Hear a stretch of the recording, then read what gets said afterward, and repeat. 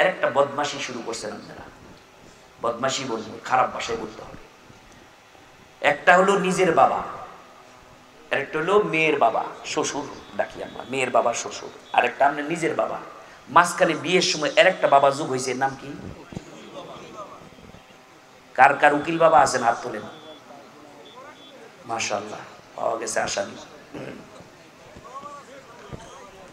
শরমে হাত তোলে না, আমারও আছে উকিল বাবা। আল্লাহ হাত তুলবে, হুজুরে যখন আছে তাহলে অসুবিধা নাই। আসলে আমি তখন বুঝি নেই, আমি তখন বুঝিও নাই, এই জন্য উকিল বাবা নেই, আমি কোনো মাথা গামাগামি করি না। উকিল, উকিল মানে অভিভাবক। একটা মেয়ের অভিভাবক কে? নিজের বাবা। যতদিন বাবা জীবিত আছে দুনিয়ার আর কেউ অভিভাবক না। বাবা রাজি না থাকলে বিবাহ হারাম, বাতিল। বাবার সন্তুষ্টির পরে বিবাহ মেয়েদের বসতে হবে। বাগাইয়া বিয়া করছো, কোটের মধ্যে জীবনও হবে না। বাবা খুশি না, বাবাকে আগে রাজি, মাকে মার চেতে বাবার হক বেশি। বাবা হলো উকিল। এই যুবক, তুমি বাগায় নিয়ে বিবাহ করছো, তোমার বিবাহ হবে না, তোমার বিবাহ বাতিল। বিশ্বনবী বলেছেন তোমার বিবাহ বাতিল যদি উকিল না জেনে থাকি, ওলি যদি না থাকে। ওলি বাবা, ওলি যদি বাবা না থাকে তাহলে দাদা, দাদা নাই ভাই, ভাই নাই চাচা, মামা উকিল না। উকিল মানে প্রতিনিধি। আগে হলো ওলি, আগে কি? ওলি মানে অভিভাবক। অভিভাবক না থাকলে তার প্রতিনিধিত্ব যে করবে তার নাম উকিল। বুঝেন নাই? আপনি বিপদে পড়ছেন, মামলা করে যাবে, আপনি আইন কানুন নিজেই, আপনি নিজেই মামলা পরিচালনা করার যোগ্যতা যদি রাখেন, উকিলের দরকার আছে? আপনি নিজেই যদি মুভ করতে পারেন, কথা বলতে পারেন, উকিলের তো দরকার নাই। যদি আপনি আইন সম্পর্কে অবহিত না, আপনি না জানেন, তাহলে আপনার পক্ষ থেকে একটা প্রতিনিধি বানাবেন, নাম কি? উকিল। উকিল হইল প্রতিনিধি। কার প্রতিনিধি? আপনি পারেন না বগা, এর লেগে উকিল বানাইছেন। আপনার মেয়ের কাছে শুধু একটু কইবেন যে মা গো, অমুক গ্রামের একটা ছেলে, বাপের নাম এই, ছেলেটার নাম এই ছেলেটা এত টাকা দেনমোহর দিয়া তোমার বিবাহ করতে রাজি, তুমি কি রাজি মা? একটু হইল অলির দায়িত্ব, মেয়ের কাছ থেকে অনুমতিটা নেওয়া। বাপে যদি শরম পায়, লজ্জা পায়, তখন বাপের পরিবর্তে বাবার সমানসীন যারা, দাদাকে বলবে বাবা, মানে মেয়ের বাবে ওনার বাবারে বলবে বাবা আপনার নাতির একটু কনসে, আমার শরম করতেছে। তখন এই হইল দাদাই উকিল। মানে আপনি কইতে পারেন নাই, বানাইছেন উকিল কারে? দাদারে উকিল। আপনার বাবারে বানাইছেন, মেয়ের দাদারে বানাইছে, এই উকিল। যদি আপনি না থাকেন, দাদা এই প্রস্তাবটা দিবে নাতিনকে। আপনি বিদেশ থাকতে পারেন, হ্যাঁ, আপনার দাদা দিবে। আপনার প্রতিনিধি যিনি, তিনি উকিল, তিনি উকিল। তো আপনার যারা উকিল বাপ ডাহেন, ওটা কি আপনার বাপ, আপনার দাদা, আপনার চাচা? উকিল দেয় একটা টেকনিক। উকিল দেয় গরিব মানুষ, রিস্কাওয়ালারা দেয় না, সব বড় লোক দেখে উকিল দেয়, আর নেতা দেখে উকিল দেয়। কারণ চিন্তা করে, হোর যদি কম হয়, কমজোরি হয়, আমার উকিল বাপ তো আছে। উকিল বাপের নাম দিয়ে অনেকে চলে, চলে না? চলে না? কয় উনি তো আমার বাবা হয়। কয় কেমন বাবা? উকিল বাবা। পইলা কয় না, উনি পইলা কয় আমার উনি শ্বশুর, আমার বাবা। কি বাবা? কয় বাবা। কি কোন বাবা? উকিল বাবা। এটা পরে কয় আর কি, এটা আসল বাপ না। আর চিন্তা করে, যার বাড়ির বউরলে বেশি খাওন যাইব, বাপ বাপ কইরা ফিরি, এটা উকিল বাপ। বিয়ের পরে যার কাছে বড় উপহারটা পাওয়া যাবে, এর নাম কি? উকিল বাপ। ইসলাম উকিল বাপ অপশন রেখেছে, তো আমাদের মতো সিস্টেমে না। যদি মেয়ের বাবা, নিজের বাবা মারা যায়, দাদাও মারা যায়, তার কোনো অভিভাবক ওলি নাই, উকিল হবে সরকার। উকিলকে রাষ্ট্রপ্রধান হবে উকিল। রাষ্ট্রপ্রধানের ওকালতিতে বিবাহ সম্পন্ন হবে। আপনি কিসের রাষ্ট্রপ্রধান? আপনি কেনায়? আপনি যে উকিল হয়েছেন, হ্যাঁ, বানাইন না উকিল। আর উকিল বাপ পাইলেন কই? আপনি বাপ ডাকেন কারে? আপনার কিসের বাপ লাগে? হ্যাঁ, আপনি যে বাপ ডেকে আপনার বউটার তার হাতে তুলে দিলেন, আর হ্যাঁ আদর করতেছে, বৌমা বেঁচে থাকো, বৌমা বেঁচে থাকো। এই যে গায়ের মধ্যে হাত দিল, হারাম। আপনার উকিল বাপ আপনার বউরে বিবাহ করা জায়েজ। কথা বলে ঠিক কিনা?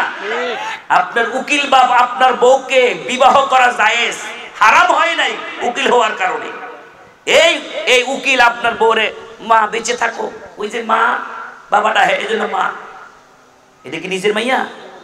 এটা একজনের বউরে হাতাইতেছেন আপনি। শরম করে না? লজ্জা করে না? আপনি উকিল বাপ হইছেন একজনের বউরে। এরকম বহু রেকর্ড আছে, উকিল বাপে লয়ে গেছে গা।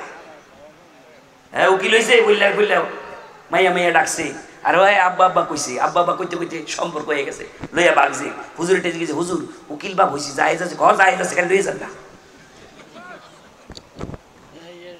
সেই উকিল বাবের কারখানা বানাইছি আমরা আহলে হাদিস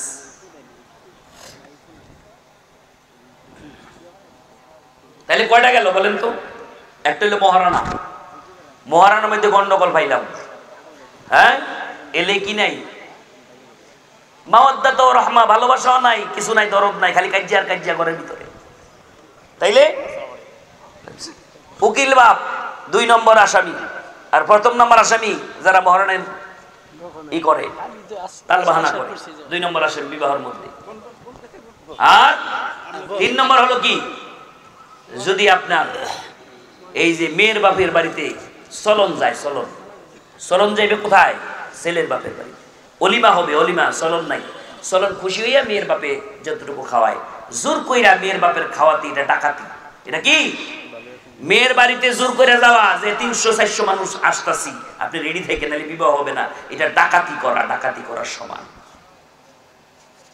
কাজে এগুলি সমাজ থেকে উৎখাত করতে হবে রাজি আছেন কে কে রাজি নাই হাত তুলেন রাজি নাই এমনি ভালো হইছে তো থাক দেন খান ইচ্ছা মতো মানছে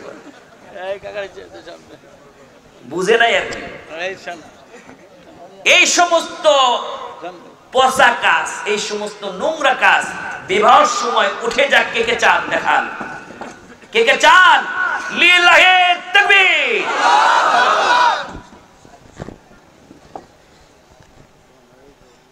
কোরআন সুন্নাহ এটা হলো আমাদের জীবন বিধানের নাম কোরআন সুন্নাহ জীবন বিধান শুধু কোরআন সুন্নাহ অনুমতি বিবাহের মধ্যে সুন্নাহ নাই ঢুকেছে নিজের সব মন গড়া কাজ সব ঢুকেছে মন গড়া কাজ তারপরে 2 জন সাক্ষী লাগবে কয়জন সাক্ষী 2 জন সাক্ষী লাগবে 2 জন সাক্ষী যদি ছেলে হয় 2 জন সাক্ষী আর যদি একটা ছেলের পান তাহলে একটা ছেলে 2টা মেয়ে দিয়ে সাক্ষী দিবেন সাক্ষী যখন প্রস্তাব দেওয়া হবে কবুল কি কবুল না এই ঘোষণাগুলির জন্য সাক্ষী লাগবে হ্যাঁ কিন্তু আজকে কোনো সাক্ষীর দরকার হয় না কোর্টের মধ্যে যাইয়া বাস কাজী সাহেব সাইনবোর্ড লাগায় রাখছে কাজী অফিস কি কাজী অফিস উকিলও নাই কিছু নাই কাজী বই রইছে খাতা লইয়া আইলুইটা খালি বিবাহ করাই দিব কোনো উকিল নাই সাক্ষী নাই কিছু নাই আর উনি খালি পকেটের টাকা তোমরা রাজি হ্যাঁ জামাই বউ রাজি কিয়া করে কে কাজী ডায়লগ তো বানাই লইছি আবার জামাই বউ রাজি কিয়া করে কাকা মানে কাজী আর কি আর হ্যাঁ 2 জন রাজি হয়ে গেছে আমি আর ভাগটা কি আর আমি আর মুসলা করে লাভ হইব খালি বিবাহ পড়াই দিই হারাম হবে না বিবাহ সাক্ষী লাগবে উকিল লাগবে মেয়ের পক্ষ থেকে ছেলের পক্ষ থেকে উকিল লাগবে নির্ধারণ করতে হবে মহারণা এবং মেয়ের বাপের বাড়িতে চাপ দিয়ে খাওয়ানো যাবে না নিয়ত করতে হবে আমার পোলারে বিয়ে করাইতেছি আমি খাওয়াবো অলিমা কারা কারা বিবাহ করো নাই হাত তোলো বিবাহ করো নাই কারা কারা অনেকগুলি যুবক পাইলাম আজকে থেকে নিয়ত করো তুমি ফোলাভান তোমার বিয়ে করতে অনেক দেরি লাগবে নামাও তারপরও নিয়তটা ভালো তারপরও কি নিয়তটা ভালো যে বিবাহের সময় যৌতুক নিব না দিব কি মহারণা হ্যাঁ চলনে যাব না খাওয়াবো কি অলিমা একটার একটা বিপরীত হ্যাঁ যৌতুক নিব না দিব কি মহারণা হ্যাঁ মেয়ের বাপের বাড়িতে চুক্তি করে খেতে যাব না খাওয়াবো কি অলিমা তাহলে আমাদের শান্তি হবে সুখ হবে সংসারে এবং মেয়ে আপনি নির্বাচন করার আগে এই মেয়েটা কি দামি না কম দামি এটা আগে যাচাই করবেন দামি কি যদি মনে করেন মেয়ে টাকা পয়সা সুন্দরী বেশি টাকা পয়সা বেশি তাহলে মেয়েটা দামি ভুল করলেন মেয়েটা দিনদার কিনা দিনদার মেয়ে আর দুনিয়া কুল্লুহা মাতাউন দুনিয়ার যা কিছু দেখো সব সম্পদ বিশ্বনবী বললেন দুনিয়ার যা কিছু দেখো সব কি সম্পদ আল্লাহর দেওয়া সম্পদ কিন্তু সবচেয়ে দামি সম্পদের নাম হলো নেককার নারী বলেন সুবহানাল্লাহ ও যুবক তুমি যদি একটা নেককার নারী সিলেক্ট করতে পারো সুন্দরী নয় টাকা পয়সা নয় বংশমর্যাদা নয় যদি নিয়ত করো সুন্দরী না আমি একটি নেককার নারী বিবাহ করব ওই ঘরটা সুখের হবে শান্তি হবে নিশ্চিত নেককার নারী সিলেক্ট করার পদ্ধতি কি এখন আসুন। নেককার নারী চিনব কিভাবে? বিশ্ব নবী বললেন 4টি কাজ যে নারী করে ওই নারী জান্নাতের যে কোনো দরজা দিয়ে ঢুকতে পারবে। কয়টি কাজ? 4টি কাজ। তাহলে বিবাহর আগে যদি 3টি পাওয়া যায়, বিবাহর পরে একটা।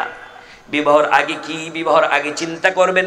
বিশ্ব নবী বললেন 4টি কাজ। 1 নম্বর 5 ওয়াক্ত সালাত আদায় করবে। কয় ওয়াক্ত? ওই মেয়েটা বিবাহর পরে না, বরঞ্চ তার বয়স যখন 7 বছর থেকে 10 বছর হবে তখনই সালাতের ট্রেনিং নিয়ে বাপের বাড়িতে নামাজ পড়বে। আর আমরা বাপেরা মনে করি থাক ঘুমাক দে, কদিন পরে না বিয়ে হয়ে যাবো, আর বিয়ার পরে জামাই ঘুমাই দিয়ে পড়বো না, থাকবে ডাক দিস না গো, ডাক দিস না। হ্যাঁ আছে না নাই? কয় মাইয়াটা ঘুমাক দে, ডাক দিস না ফজরের সময়। হাদিসা মসজিদে যায় আর মায়ের থাকতো ঘুমাইতে, কদিন পরে না বিয়ে হয়ে যাবো, জামাইয়ের বাড়ি দিয়ে পড়বো না। বিশ্বনবী বললেন 5 ওয়াক্ত সালাত আদায় করতে হবে। কত বছর বয়স থেকে? 7 বছর। 7 বছরের ট্রেনিং দিবে। 10 বছরের থেকে শুরু হবে, ফাইনাল কোর্স শুরু হয়ে যাবে। বিবাহ না সারা জীবন সালাত আদায় করতে হবে। 2 নম্বর হলো রমজান মাসে সিয়াম পালন করতে হবে, ফরজ সিয়াম। কিন্তু রমজান মাস আসলে পড়ে 8 পড়ে, 9 পড়ে, কলেজে পড়ে, পরীক্ষার সামনে, রমজান মাস চলছে, থাকবে ডাক দিস না, তুই আর আমি খাই অস্তে খা, মায়ের আবার হজাক হয়ে যাবো। এই রোজা থাকলে দেওয়া না, মুখটা এরকম কালো হয়ে যায়, পড়ালেখার মন বয় না, কাজে হ্যাঁ পড়ালেখার চাপ দিস না, এই রোজা রেখে চাপ দিস না, রোজা রেখে শরীর রেখে উগায় যাবো, মায়ের একটু রোজা না হতো, পরীক্ষা চলছে। এরকম আছে না নাই? পরীক্ষা চলছে। কিসের পরীক্ষা? পরীক্ষায় গোল্লায় যাক, আল্লাহর ফরজ মানতে হবে আগে। তোমার মেয়েকে সিয়াম রাখতেই হবে। ছোট্ট মানুষ যদি সিয়াম রাখে, যার উপর সিয়াম ফরজ হয় না, বিশ্বনবী বললেন পোলাপান ছোট্ট মানুষ যদি সিয়াম রাখে, তার উপর সিয়াম ফরজ হয় না, তারপরে যদি রাখে বাবা মার উৎসাহে, তাহলে সিয়াম রাখলে ওই সন্তানের কোনো নেক সওয়াব লেখা হয় না, কিন্তু সিয়াম রাখলে ওই সিয়ামের সওয়াব বাপ মা পায়। সুবহানাল্লাহ। যেন ছোট্ট বাচ্চাদেরকে উৎসাহ দিবেন সিয়াম রাখো। বড় হয়ে গেছে, বিবাহ উপযুক্ত, থাকতে হুগাই যাইব না, আর কয়দিন পরে বিয়ে আসা দিলে গড়াইবো, চেহারাটা যদি সাফাসু হয়ে জায়গায় পছন্দ করতো না, থাকতে রোজা রাখুন দরকার নাই, খালি খা খালি খা, কাজ হবে না। নারীদের 2টি গুণ, একটি হচ্ছে সালাত, আরেকটা কি? সিয়াম। আরেকটা হলো নিজের চরিত্রে হেফাজত করা। চতুর্থ হলো স্বামীর আনুগত্য। এটা স্বামীর ঘরে যাওয়ার আগে পরে, এর আগে থেকেই চরিত্রে হেফাজত। জামাইয়ের ঘরে গিয়া না, জামাইয়ের ঘরে বুরকা না, থাকবো মানে বুরকা লেগে সাফসুপ দিও না, গরম বেশি, জামাইয়ের বাদ গিয়ে বুরকা ভরবো না, এরকম আছে না নাই? ওই জামাই এলা সাফসুপ দিয়ে ভরাইবো না, আঙ্গ এত দরকার নাই। হ্যাঁ পুরুষ, এ কিসের বাবা হয়েছেন আপনি? বাবা নামের কলঙ্ক। আপনার মেয়েকে উলঙ্গ অবস্থায় রাস্তায় ছেড়ে দিয়েছেন, আপনি কিসের বাবা? আপনার কারণে আপনার মেয়ে বেপর্দা হয়েছে। মেয়েদের কোনো দোষ নাই, সব দোষ পুরুষের। এই মেয়ের হয়তো বাবা বাড়িতে আছে, হয়তো ভাই বাড়িতে আছে, হয়তো স্বামী বাড়িতে আছে, এই মেয়েটা নীলা মার্কেটে একা আসলো কিভাবে? কাজে আসামি আপনি। খালি মায়ের ইচ্ছে মতো কইয়া যান, মহিলাকে কইয়া যান, এটা খুব বেহাই হয়ে গেছে, ব্যাপার দেখেছে, আপনি দোষী।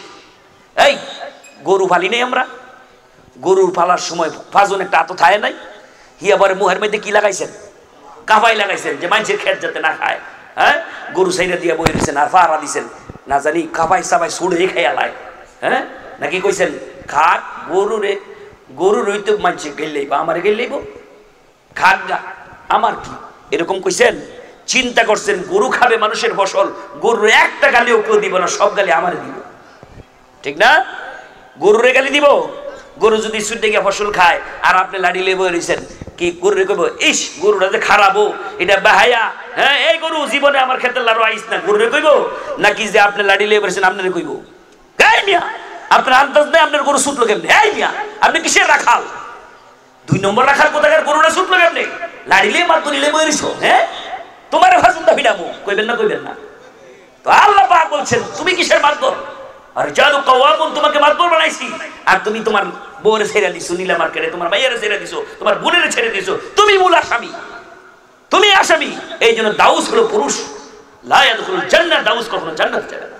দাউস হলো পুরুষ, যে পুরুষটা তার বোনকে, তার মেয়েকে, তার কন্যাকে, তার স্ত্রীকে উলঙ্গ অবস্থায় ছেড়ে দেয়। কাজে যে মেয়ে পর্দা করবে বিবাহর আগেই করবে, বিবাহর আগেই করবে, যখন তার যৌবন ফুটফুট হয়ে যাবে তখন থেকে পর্দা শুরু হয়ে যাবে। ঘর থেকেই বের হলেই পর্দা, ঘরের ভিতরে পর্দা, ঘর থেকে বের হলে। আর এই পর্দা কেমন? সালাত ফরজ কয় ওয়াক্ত? আমাকে বলেন তো, সালাত কয় ওয়াক্ত? 5 ওয়াক্ত ফরজ। ফজর পড়লে জোহর পর্যন্ত ছুটি আছে, মাঝখানে কোনো ফরজ সালাত আছে? যদি পড়েন সব নফল, বললে অনেক সওয়াব আছে। ফজরের পরে যদি কেউ বসে বসে জিকির আজকার করে, করতে করতে করতে করতে সূর্যটা যখন উঠে গেল, ইশরাক হয়ে গেল, তখন যদি 2 রাকাত সালাত আদায় করে, বিশ্বনবী বলেছেন তার আমল নামে একটা উমরা এবং হজের সওয়াব দিয়ে দেওয়া হয়। সুবহানাল্লাহ। আবার যদি একটু পরে পড়ে তাহলে সালাতুদ দুহা হয়ে যাবে, আর একটু পরে পড়লে হয়ে যাবে কি সালাতুল আওয়াবিন বা অন্য সালাতের নাম হবে, হ্যাঁ ইস্তিসকা, এই নাম হবে। কিন্তু এই সালাতগুলি ফরজ না। ফরজ কি? ফজর, ফজরের সালাত ফরজ ছিল, এর মধ্যে ছুটি ছিল কোন পর্যন্ত? জোহর পর্যন্ত। জোহরের সালাত আদায় করলেন, এরপরে ফরজ কোন পর্যন্ত? আসর পর্যন্ত ছুটি, আসরের পরে মাগরিব পর্যন্ত, মাগরিব এশা পর্যন্ত, এশার পরে সারা রাত ছুটি ফজর পর্যন্ত। তারপরও কোনো লোক যদি এশারের পরে এই ছুটি ভোগ করে, কিভাবে? এশারের সালাত জামাতের সাথে আদায় করলো, ছুটি নিয়ে ঘুমাই থাকলো, ফজরের জামাত আবার জামাতের সাথে পড়লো, বিশ্বনবী বলেন ঘুমাইয়াও সারা রাত সালাতের সওয়াব তার আমল নামে লিখে দেওয়া হবে। ছুটি কিন্তু সওয়াব পাইতেছেন, সওয়াব পাইতেছেন। তারপরে ছুটি আছে না নাই? ছুটি আছে। রমজান মাসের সিয়াম ফরজ না সুন্নাত? ফরজ। ইয়া আইয়ুহাল্লাযীনা আমানু কুতিবা আলাইকুমুস সিয়াম, সিয়ামকে ফরজ করা হয়েছে মুমিনদের জন্য। তো সিয়াম ফরজ 12 মাস না 11 মাস? 1 মাস। 12 মাসও না 11 মাসও না, কয় মাস? 1 মাস সিয়াম ফরজ, 11 মাস ছুটি। আর যদি কেউ সিয়াম রাখে সপ্তাহে না না, এইভাবে হইব না। তোমরা সাইবা বলে উঠতো না। আপনারা সবাই দাঁড়ান, দাঁড়ান, সবাই সবাই দাঁড়ান, হ্যাঁ সামনে আসেন। 2টা সওয়াব হবে, পরে বলতেছি। 2টা সওয়াব হবে। কষ্ট দিলাম, মাফ করে দিয়েন, কিন্তু আপনাদের 2টা লাভ হবে, আমি বলতেছি পরে। বসেন আল্লাহ, বসেন।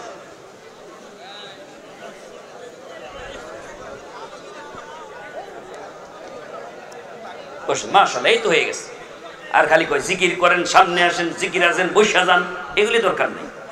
দাঁড়াইবেন, বসবেন, দাঁড়াইবেন, বসবেন, বৈশা যানের দরকার নাই। কি যে শুরু হয়েছে বৈশা যান। আর এটা যে ভাইরাল হয়েছে, প্রত্যেক বক্তায় নেট এটার মধ্যে খুললই হ্যাঁ নাম, খালি নামটা কইতাম না, সবাই নাম জানবই। হ্যাঁ বৈশা যান, ভাইরাল হয়ে গেছে।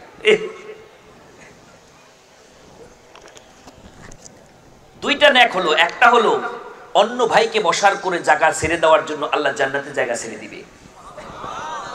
বাড়িতে গিয়ে সুবহানাল্লাহ কইেন, আবার কোন সুবহানাল্লাহ। একটু জায়গা ছেড়ে দিছেন, জায়গা হবে কোথায়? জান্নাতে। পূর্বাঞ্চলের প্লটের দাম বেশি না জান্নাতের জায়গার দাম বেশি? তাহলে একটু আরেকটু জোরে বলেন সুবহানাল্লাহ। শুধু তাই না, প্রথম যেই জায়গায় বসছিলেন 1 নম্বর সাক্ষী, আবার যখন উঠে আসলেন 2য় জায়গায় 2 নম্বর সাক্ষী। জায়গা কথা বলবে কিয়ামতের দিন, ইয়াউমা ইদিন তুহাদ্দিসু আখবারাহা, জমিন কথা বলবে। সুবহানাল্লাহ।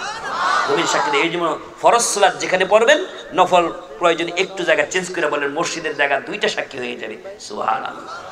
কাজী বসেন, লাভ হয়েছে না ক্ষতি হয়েছে? কোমর 10 ওজু হয়েছে। বসেন। এখন আসুন, সালাত 5 ওয়াক্তের মধ্যে ছুটি আছে না নাই? সিয়াম 11 মাস ছুটি। হ্যাঁ, হজ জীবনে কয়বার ফরজ? 1 বার। করলে সারা জীবন ছুটি, সারা জীবন কি ছুটি। আর যদি যাকাত ফরজ হয়, যেই বছর ফরজ 1 বছর অতিবাহিত হলেই ওই বছরই, ওর পরের বছর গরিব হয়ে গেলেন নাই, আর 1 বছর পরে ছুটি আছে না নাই? কিন্তু আল্লাহ রাব্বুল আলামিন নারী হোক পুরুষ হোক সবার জন্য যে পর্দা ফরজ করেছেন, পর্দা ফরজ না সুন্নত? ফরজ না গরজ? ফরজ না গরজ? ফরজ মানতেই হবে নারী এবং পুরুষের সকলের জন্য। পর্দা মৃত্যু নয়, মৃত্যু জন্ম থেকে মৃত্যুর পর পর্যন্ত ফরজ। বুঝেন নাই? বুঝেন নাই? মৃত্যুর পরও ফরজ, কারণ মৃত্যু হওয়ার সাথে সাথে নামাজ নাই মাফ, রোজা নাই মাফ। রমজান মাসে মারা গেছেন, ওই রোজা রাখা লাগতো না। হ্যাঁ, নামাজের রক্ত শেষ, মরে গেছেন গা, নামাজ আর পড়ন লাগবো না। হজ শেষ, সব আমল শেষ। মৃত্যুর পরে উলঙ্গ করে কেউ কবরে নামায় না, পর্দা করা ফরজ আদায় করে তারপরে নারী পুরুষ কবরে নামায়। কবরে যাও পর্দা করা ফরজ থেকে বলেন সুবহানাল্লাহ। তাহলে ওই ফরজ কম না বেশি? অনেক বেশি। এই ফরজ দিয়েই চতুষ্প হাইওয়ান, চতুষ্পদ জানোয়ার আর মানুষের মধ্যে পার্থক্য। জানোয়ারও খায়, আমিও খাই, জানোয়ারও পায়খানা করে, আমরাও পায়খানা করি, জানোয়ারও ঘুমায়, আমরাও ঘুমাই, কিন্তু জানোয়ার পোশাক পরে না, মানুষ পোশাক পরে। বলেন সুবহানাল্লাহ। পর্দা, পুরুষের পর্দা আছে না নাই? কতটুকু? নাভি থেকে টাকটুর গিরার নিচ পর্যন্ত, মাটি হেঁচড়াইয়া পর্যন্ত পর্দা, ঠিক না? কেডা কইছে? টাকটুর নিচে। তাহলে কালকে সকালে গুনবেন, এই আলাদিস এলাকার গুনবেন, সকালে বাজারে যে ইসাপুরা বাজারে যারা যায় দেখবেন কেডা কেডা কোন কোন আহলে হাদিসের টাকটুর নিচে কাপড়। যদি দেখেন 50 জনের মধ্যে 40 জন নিচে কাপড়, তাইলে মনে করেন আমার ওয়াজ ভুল, আমার ওয়াজ কি ভুল। আর যদি 40 জনের, না হলে হাদিস তো আমরা হাদিস মানি না, কাজী সহি হাদিস মানি, আবার সহি হাদিস মানি। যদি দেখেন 50 জনের মধ্যে 40 জনের টাকটুর নিচে কাপড়, তাইলে মনে করেন আমারটা ভুল, আপনি বলবেন ঠিক নাকি? হ্যাঁ, আহা, নারীরা মাথা থেকে কাপড় নামিয়েছে আর পুরুষেরা টাকটুর নিচে কাপড় নামিয়েছে, দুইজনে কাপড় নামাইছে, ঠিক না? দুইজনে কি কি কাপড় নামাইছে। হ্যাঁ, এটা কয় ঘন্টা? এই টাকটুর উপর কাপড় উঠানো পরা কয় ঘন্টা ফরজ? টাকটুর নিচে কাপড় উঠানো পরা কয় ঘন্টা ফরজ? কিন্তু আমরা করেছি কি, সালাতের সময়, মসজিদের সময় যখন যাই, ফ্যানটারে কি আরে বল দাইতাছে, কি লিগা? মসজিদে যাব নামাজের লিগা। এই জন্য নামাজের সময় শুধু এটা ফরজ, এটা পর্দা। কে বলে শুধু মাত্র মসজিদ দিয়ে বারোই আবার সেইটা দিচ্ছে, শেষ। রাস্তাঘাটে যত ধুলাবালি আছে সব যাচ্ছে। যুবক, মনে রাখবে, আল্লাহ তোমার সাথে কথা বলবে না, তোমাকে পবিত্র করবে না, তোমাকে পবিত্র করবে না, কথা বলবে না, তোমার জান্নাত হারাম হয়ে যাবে টাকটুর নিচে কাপড় পরলে। এই পর্দা লঙ্ঘন হবে। আর নারীরা এখন চালাক, আজান দিলে পর্দা করে। কথা বলে ঠিক কিনা? এতক্ষণ ছিল বুকের মধ্যে, আসলে বুক ঢাকাই ছিল লক্ষ্য, মাথার মধ্যে কাপড়টা ছেড়ে দিবে, বুকটা ঢেকে যাবে, দৃশ্য আর চোখ নষ্ট হবে না।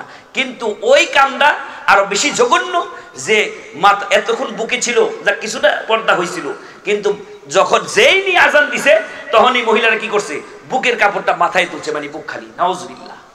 করছে না? করছে না? করছে। আর পুরুষ নামাজের সময় শুধু উঠাইছে, কিন্তু দুজনটাই হারাম। 24 ঘন্টাই এই পর্দা মেনটেন করতে চলতেই হবে, এর নাম পর্দা। যদি মনে করেন টাকটুর নিচে কাপড় উঠাইছেন উপরে, আর মহিলারা মাথার মধ্যে কাপড় দিছে, সব ঠিক আছে, কিন্তু আসল পর্দা ঠিক নাই। আসল পর্দা কি বলবো?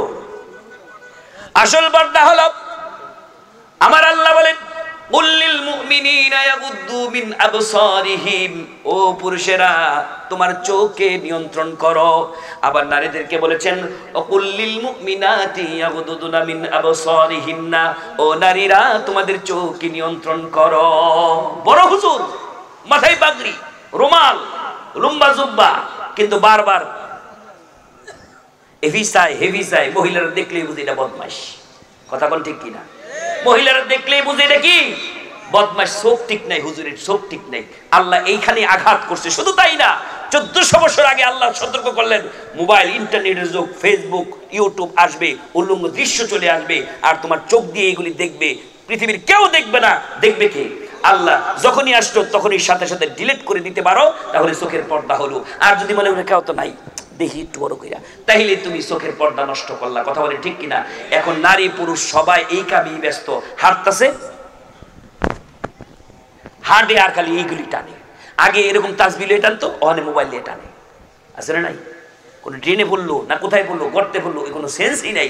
অনেকে ট্রেনে নিচে গিয়ে পড়তেছে, অনেক সেলফিও নাই, ট্রেন নিয়ে গেছে, সুদ্ধা লেগে গেছে। আছে না নাই?